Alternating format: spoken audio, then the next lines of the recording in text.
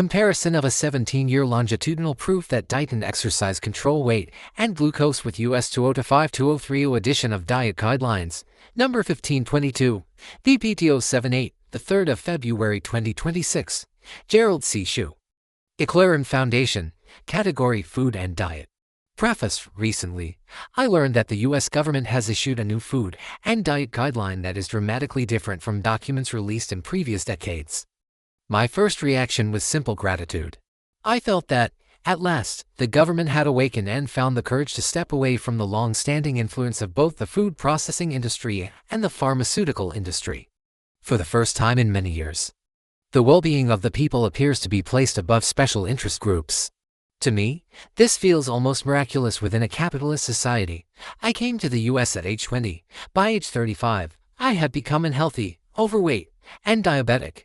At age 47, I began to suffer from heart problems and eventually experienced 5 cardiac episodes. By age 63, I was diagnosed with kidney disease, neuropathy that was close to toe amputation, and retinopathy that was close to blindness. Finally, at age 78, I suffered a hemorrhagic stroke in the ponting area that nearly took my life. What I have gone through is a textbook case of long-term progression, poor diet and physical inactivity leading to obesity followed by type 2 diabetes, then advancing step by step toward multiple mortality-related diseases. Fortunately, I woke up at age 63 and made a firm decision to completely change my lifestyle. This included my diet, exercise habits, sleep, stress management, hydration, and daily lifestyle consistency. That personal awakening occurred 16 years before the release of this new U.S. government Diet Guidelines in 2026, and it saved my life. I am now 79 years old and still standing, still active, and still thinking clearly because of that life-changing decision made in 2010. Otherwise, based on my own calculations at the time, I would likely have died before age 70, around 2017 or earlier. I believe in God and in science, but I also believe in personal responsibility and persistent effort. Together, these forces saved my life. Therefore, today, I want to summarize this new U.S. government dietary guideline not in isolation, but in combination with my own health recovery journey. This includes my changes in food and diet, as well as what I have learned through years of self-studied medicine and long-term personal data analysis. My goal is simple: to help ordinary people understand why this new diet guideline matters and how real lifestyle change, when started in time, can truly save a life, since your life is ultimately in your own hands. Introduction. The Dietary Guidelines for Americans are intended to provide practical nutrition guidance to improve health and reduce chronic disease risk across the population. The 2025 to 2030 edition, jointly issued by the U.S. Department of Agriculture and the U.S. Department of Health and Human Services, represents a noticeable shift in emphasis compared with previous versions released over the past several decades. Instead of debating nutrition theories, the new guidelines return to a structural view of eating. They place daily food quality and consistency at the center of health maintenance, particularly for an aging population increasingly burdened by obesity, diabetes, disability, and rising medical costs. In reality, the U.S. has one of the shortest life expectancies among advanced nations, about 78.7 years, compared with Japan at about 84.5 years. In simple terms, the U.S. guidelines message is no longer complicated: eat real food, eat enough protein. Limit highly processed products, reduce added sugars. Move your body daily, drink less alcohol. This is not revolutionary information. It is a delayed correction. I have been living this way for the past 17 years by reducing my food portions from about 140% to about 40%. Eating mostly fresh vegetables, avoiding processed foods whenever possible, consuming ample protein and seafood with less red meat. I limit my carbohydrate and sugar intake to around 30 grams per meal so that my post-meal glucose rises by only about 60 milligrams DL. I keep almost no rice, flour, or noodles in my kitchen. I walk more than 10,000 steps each day and have never consumed alcohol in my life. Key emphasis of the 2025-2023 U.S. Guidelines. New guidelines highlight several priorities that are especially relevant to metabolic health. Diets built on whole, nutrient-dense foods rather than ultra-processed products. Adequate protein intake at each meal to preserve muscle and metabolic function. Controlled intake of added sugars and refined carbohydrate. Testing physical activity as a foundational health behavior, not an optional supplement. Nutrition guidance adapted to different life stages, with special attention to aging adults. What is notable is not the novelty of these points, but the clarity and firmness with which they are stated. Protein is no longer treated as optional. Physical activity is no longer presented as an accessory. Highly processed foods are no longer neutral.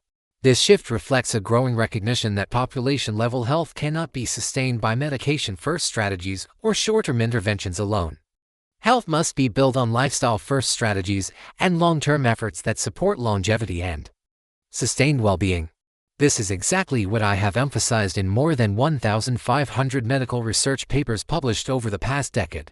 Why guidelines alone are not enough. Despite their improved clarity, dietary guidelines still face a fundamental limitation. They are built largely on population averages and short observation windows. Most supporting evidence comes from cross-sectional studies, short trials, or before and after comparisons lasting months or a few years. What they rarely show is what happens inside a single human body when the same behavioral principles are applied consistently for decades. My medical research is based on rigorously analyzed personal data collected over nearly 2 decades. Guidelines can describe what should work. They cannot show how persistence actually works. This gap matters because metabolic diseases do not develop in months. They develop quietly over years and decades. And reversal follows the same timeline, although long-term damage takes time to accumulate. My analyses have shown that recovery at the organ and tissue levels is possible, but damage at the cellular level is mostly irreversible. This is where longitudinal, high-resolution personal data become essential. Bridging U.S. guidelines and my real-life proof. The purpose of this article is not to repeat government recommendations. It is to test those recommendations against a real, continuous human case. My own longitudinal data. Very few medical studies are based on this type of long-term, high-resolution dataset collected from a single individual. 16 years before the release of the 2025 to 2030 guidelines, I made a complete lifestyle decision based on the necessity of saving my own life. Since 2010, I have collected and analyzed about 4 million data points over 17 years, covering daily records of diet, physical activity, body weight, glucose, blood pressure, and other lifestyle and disease-related measures. This dataset provides a rare opportunity in medicine.